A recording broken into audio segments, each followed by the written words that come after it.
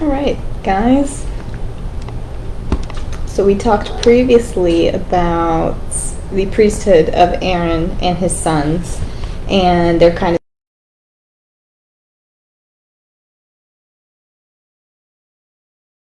they're going through the ceremonies of the sin offerings, and they're also discussing the kosher laws and like what's clean and what's not clean to go ahead and consume as food. So we went into that and we kind of just ran straight through anything, and I realized I missed chapter 10. I think I put one line as chapter 9 as mistake, and then it put everything out of context. So we were discussing how God was upset with Aaron's sons because they ate one of the offerings outside of the temple, or something like that, right? I don't even know if that was actually a part. I think I just, mistook the context. And I don't think that, I know now that that's not necessarily what happened. Maybe they did, maybe they didn't.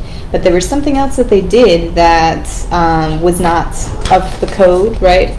God has given the very, very detailed instructions on how to go about certain things, and I don't know if it was an accident or not, but they did a unauthorized incense offering, which actually ended in something terrible. So that is what he was angry about, and I did take a line out of context thinking, maybe it was because they took one of the offerings and they did outside the temple, but we're going to learn about what exactly happened here. Just a few lines, just to kind of put everything back into perspective. So let's just go ahead and read a line here, or a quote for this reading. I have been a selfish being all my life, in practice though not in principle. So we can tie this to the reading in the sense that, maybe Aaron's sons were being a little bit selfish. Say they were to take the sin offering out and eat it outside the temple as God had told them not to. Maybe that was a selfish act.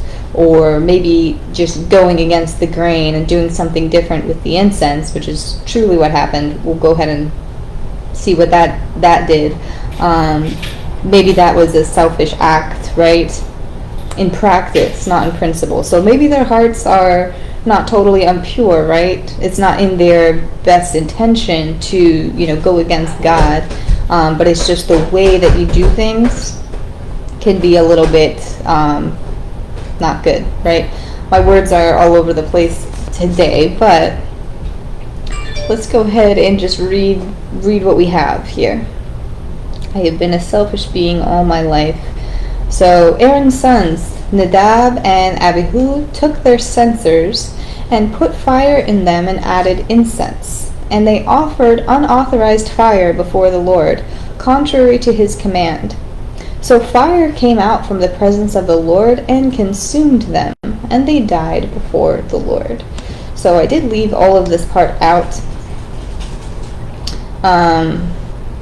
So it's kind of a big deal, right? Aaron's two sons, I think he has more than two, but two of his sons had passed away.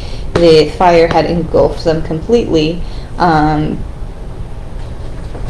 So that's why God was not so happy, and we were realizing that was a much bigger deal than we had thought.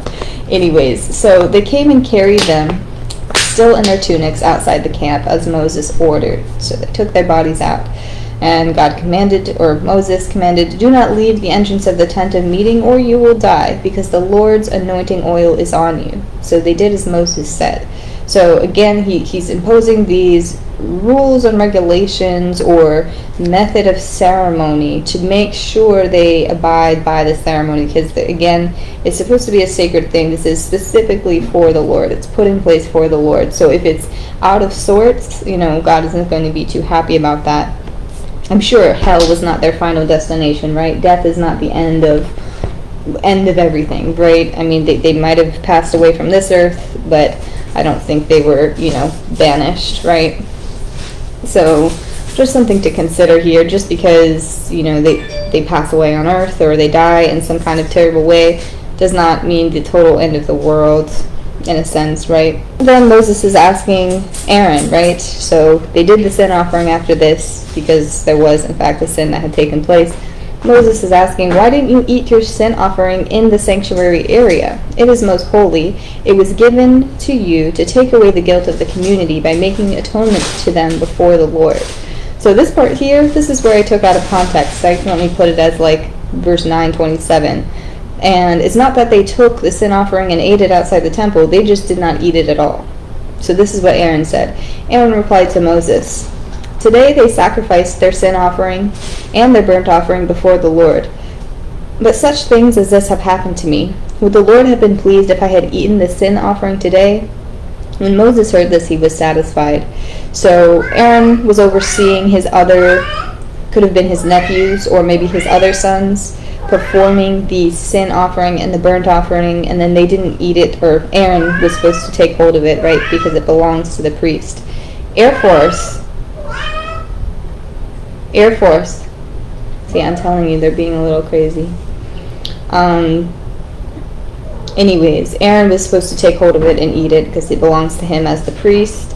But he didn't eat it. He didn't feel right. His two sons were just engulfed by flame. He didn't feel that it was in his right conscience to go ahead and consume it in a method of like enjoyment or completion, right? Feel probably some degree of shame or, embarrassment or, and I'm sure sadness and grief. So, when you're grieving, you may or may not be as hungry as normal, right? So he explained that to Moses, and Moses was satisfied with that answer. But yeah, just a little tidbit, I guess, that I just totally missed, so I figured we had to go over it before we go into the next section. And like I said, we'll get through Leviticus pretty quickly, definitely before the end of the week, and we'll kind of just wrap it up from there. But I hope you guys had a good little weekend break, and I hope you are enjoying yourselves, staying out of trouble. Yes. So, God bless you guys. I'm going to get on my grind. Enjoy. Bye-bye.